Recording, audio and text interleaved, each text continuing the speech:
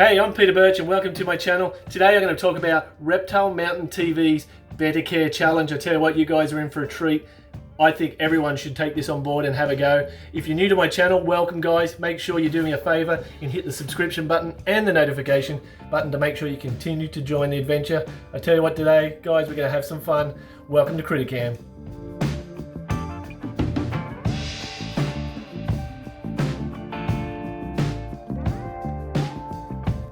Now, I was fortunate enough to have TC Houston come out to my place early on in the year and spend a whole day with him.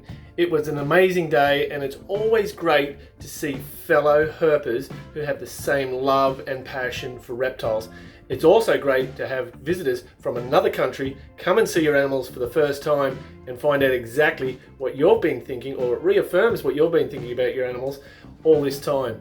Now, TC Houston is an amazing guy. He runs his own reptile-based YouTube channel called Reptile Mountains TV. Now, a few months ago, he threw down a challenge to the whole reptile community to up their care standards. Now, he put out there the Better Care Challenge. He threw it out there. Now, what he's trying to do is improve the lives of our reptiles. Now, hopefully that'll improve the way we do our husbandry, and it'll also give a bit of self-reflection for ourselves as reptile keepers, because that's always a good thing, to sit back and look at how we're doing things, and if we're doing things the right way and getting the right response from these animals. I mean, these animals are in captive conditions because we're choosing to keep them that way. So we've got a real big responsibility to make sure that these animals are kept in an absolute positive way. Now, we need to improve on our understanding of reptile requirements. So for me, I need to increase my knowledge of these types of animals that I'm going to keep, whether they be geckos, skinks, dragons or monitors, and especially pythons. I mean, yeah, I do keep a lot of these things, but there's always room for improvement. Now, always you've got to think the implementation of environmental enrichment into more enclosures is very beneficial for a lot of different species. And I really think, you know, we need to take that on board as reptile keepers, because it really is a big responsibility of ours. Now, to answer TC's challenge, I throw it out there and I did this. Now, when TC was here, I showed him and I spoke to him a bit about what I was going to do with my rough scale python enclosure, and I carried through with it. Now, with his challenge, I just took it to right up there. I took exactly what he had as a challenge and I went for it, because this is a monster enclosure. It's about 7 foot high, about 8 foot wide and 2 foot deep. It's a massive enclosure. Now, if you haven't already seen the show I did on my rough scale python enclosure, my epic cage build, man, you guys missed it, but we'll quickly run through it again so we can keep going and see exactly how I've improved the things I've been doing to make sure that I fulfill TC's challenge. Righto guys, you can see the size of this enclosure. It's quite big and tall.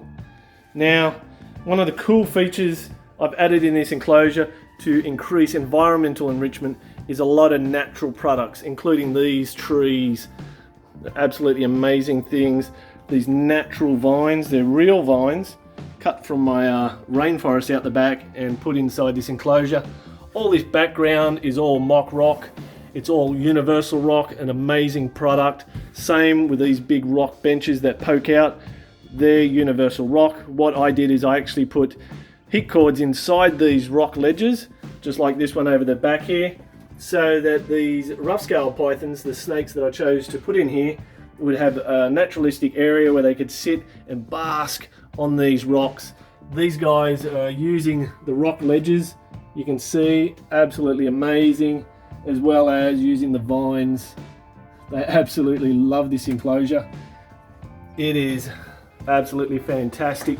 Now, the other thing I did was put a lot of fake plants. Yeah, they might be fake, but we need to make sure that they're clean, because, you know, when these snakes are up the top here and defecating, it all comes down and splashes everywhere.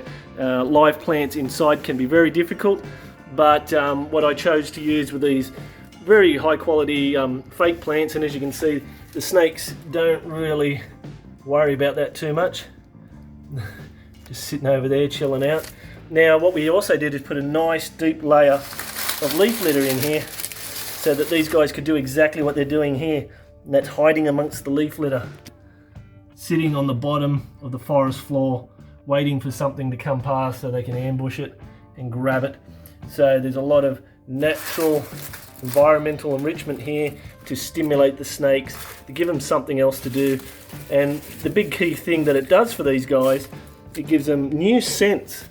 So new scent particles that go inside the enclosure, and that's pretty cool.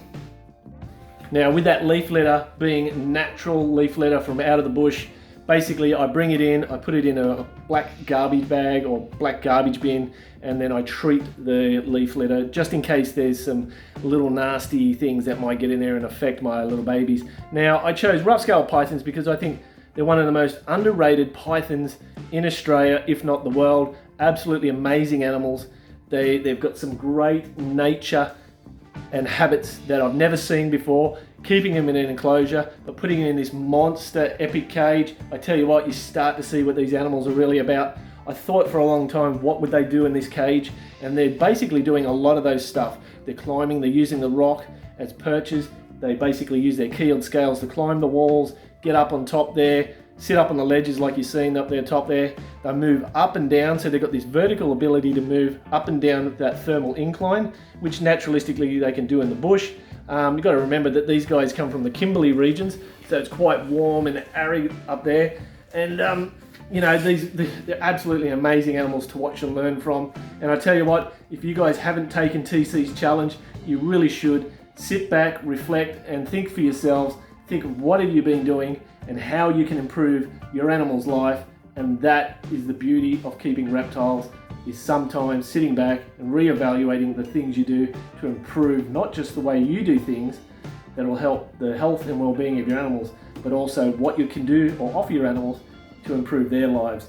Now, I hope you guys enjoyed today's show. Make sure you hit me on Facebook, Twitter and Instagram, and don't be afraid to head over to TC Houston. And I'm going to leave a link below for TC because he's an awesome guy, great channel, awesome information.